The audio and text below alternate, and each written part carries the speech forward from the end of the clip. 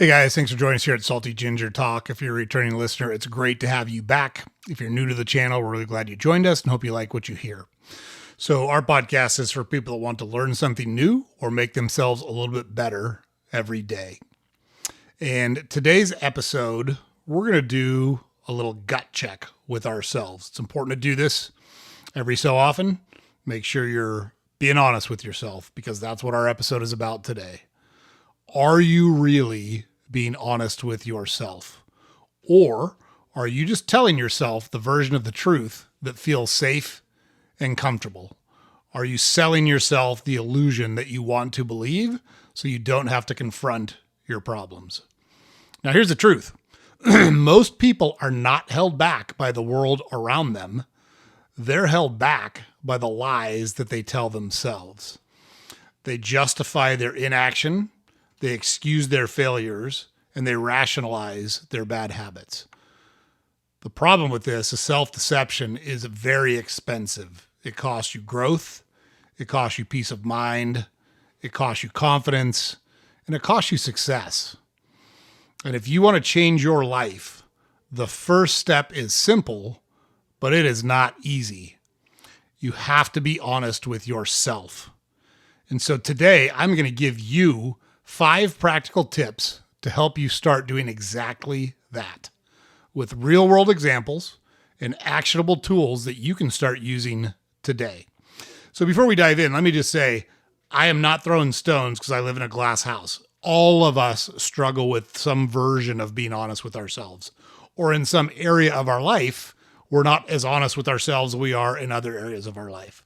I think I'm better at this than most people on a normal basis or regular basis, but I have my challenges with this just like everybody else does. So I can give you the tools, but you have to take control of it and you have to consistently ask yourself, am I doing a good job of this? Or you're going to slip backwards, it's going to cost you. So let's just start here. Tip number 1, own your role in your problems. This is where most people actually just tap out because it's easy to point the finger. My boss is a jerk. My partner doesn't support me. People are out to get me. Excuse, excuse, excuse. Ask yourself this.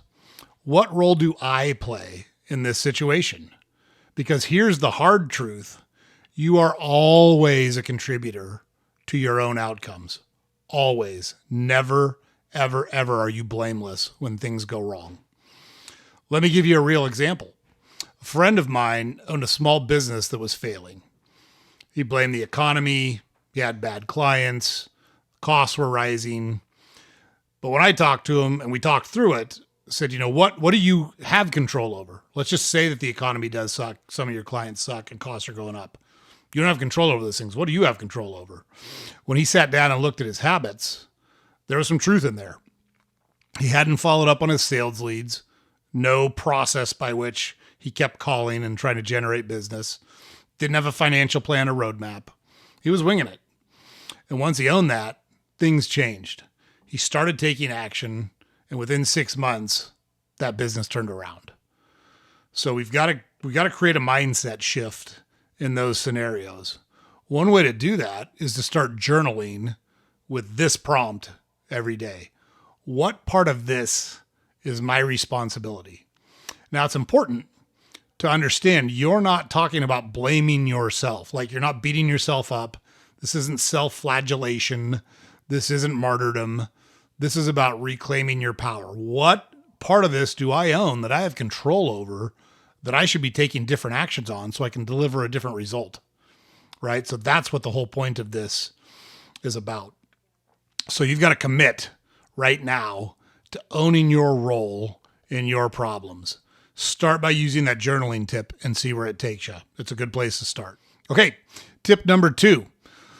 Listen to what your results are telling you.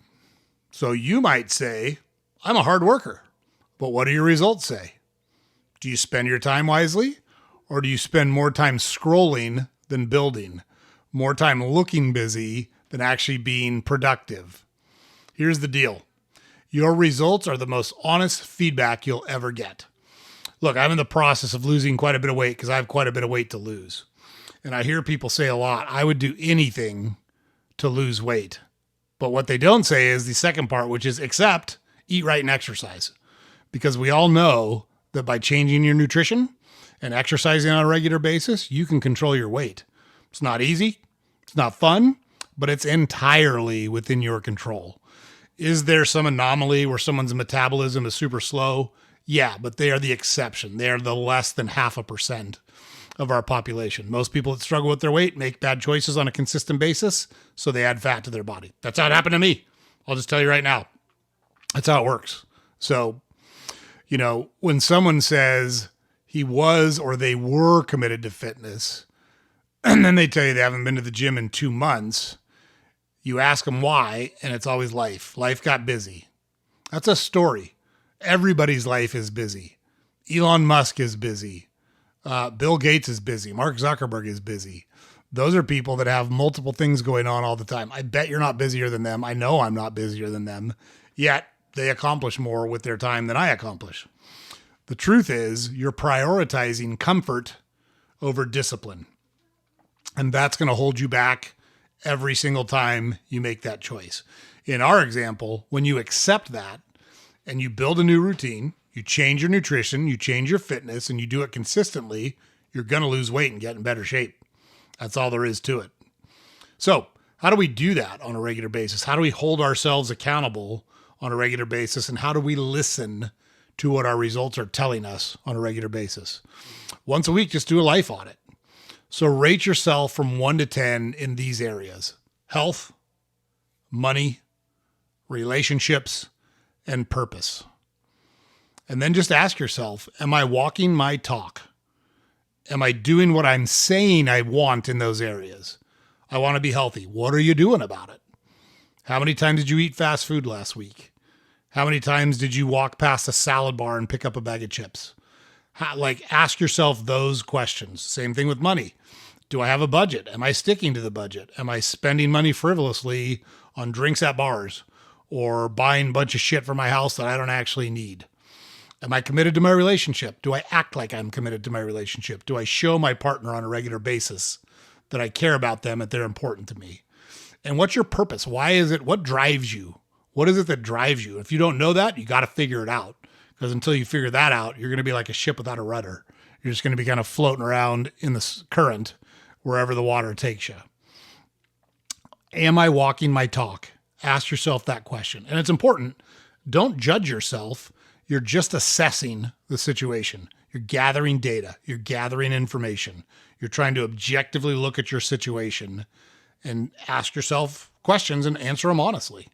That clarity will help lead you to progress. Okay? All right. So tip number 3, and this one's important.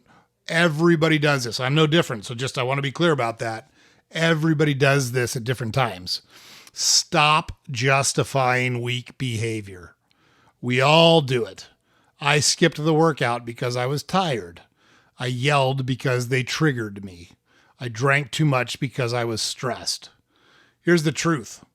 Excuses feel good when you make them, but they erode your own self-respect over time because you know you're lying to yourself.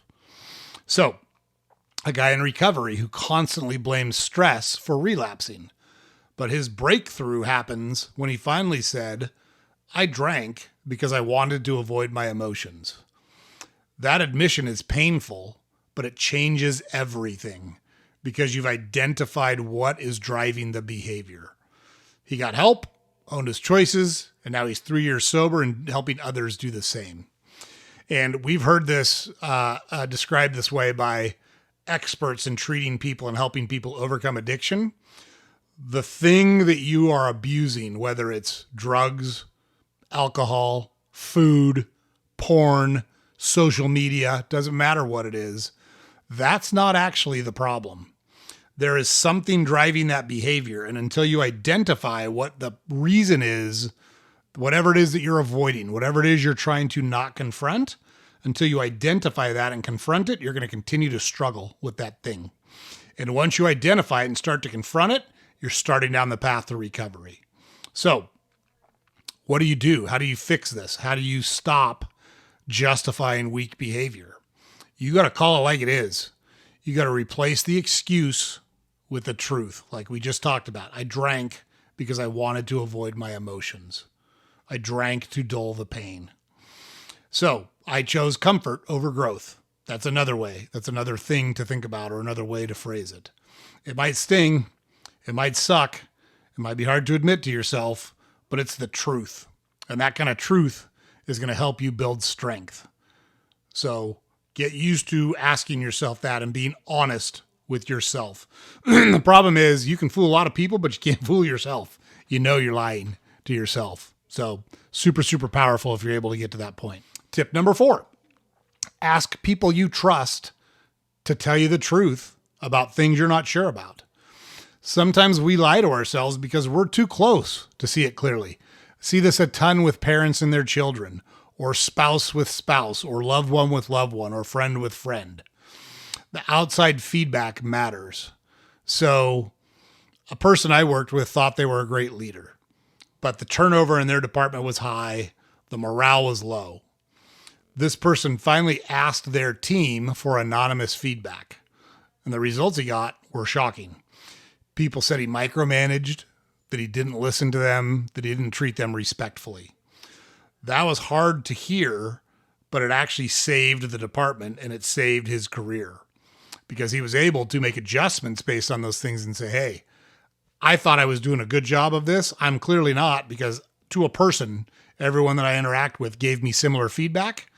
I am the problem. I have some behaviors that I have to work on and change. So find 1 or 2 people. It doesn't have to be like that where you ask everybody that works with you or whatever. Find 1 or 2 people you trust, people who won't just tell you what you want to hear, and ask them, what's one thing I do that holds me back? Your ego will fight it. You'll want to make excuses. You'll want to not believe it, but don't do those things. Just listen. Truth from others a lot of times acts like a mirror.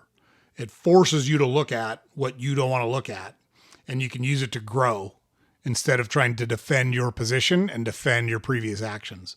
Because let's be honest, if your previous actions were working, you wouldn't be where you were, and you wouldn't be struggling with the things you're struggling with. So something's got to change. Sometimes that outside influence of people you trust telling you the truth. And look, your friends, the people that really care about you, will tell you the truth. People that are acquaintances that don't want to upset you, that don't want to get involved, they're going to give you platitudes and shine you on. No, you're great. Nothing, blah, blah, blah. The people that will tell you the truth. I say that to my sons a lot. I'm one of the few people in the world that loves you enough to tell you the truth. And that's part of the job as a parent. You don't always get to be popular. You don't always get to be friends. That's not the job. The job is to help them be the best people they can be. And sometimes that means hard conversations. So find people you trust. Ask them to tell you the truth about situations or things that you can change to make your life better. Okay, now tip number 5, and this one's a big one too. Look, these are all important. So one's not more or less important than the other, but you got to confront your fears, plain and simple. They're usually the root of the lies that you tell yourself, because if you lie about it, you don't have to confront the truth. You don't have to confront the fear that you're running from or you're hiding from. Most self-deception is actually fear in disguise. Fear of failing, fear of being judged, fear of not being good enough. People will say things like, I'm not ready to start that business. I'll get in shape when things calm down. I'll leave that toxic job somewhere down the road. The real truth is they're scared. They're scared to fail. They're scared of confronting those emotions. They're scared of trying and failing. And they cover that fear with rational sounding excuses. So, one woman I dealt with told herself she was just being practical by staying in her corporate job. But what she really feared was judgment if she pursued her passion, which was writing, and people judging her and saying you gave up a sure thing for something that has no guarantees and no real future. Once she faced that fear, she started writing regularly and publishing her stuff. 2 years later, she's making a living as a writer, doing what she loves. But she had to confront those hard truths and those fears before she was willing to make that leap and call it what it was. So, how do we shift that mindset?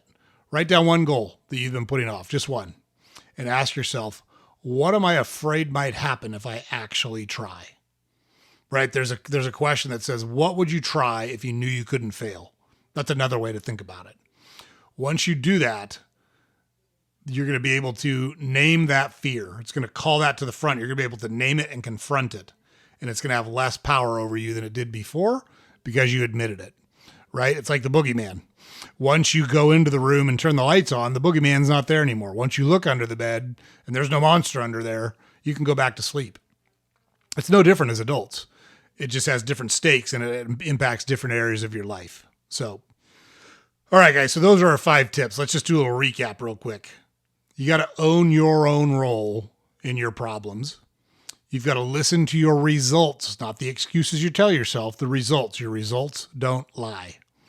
You got to drop the excuses. Truth beats comfort every time. It's not easy.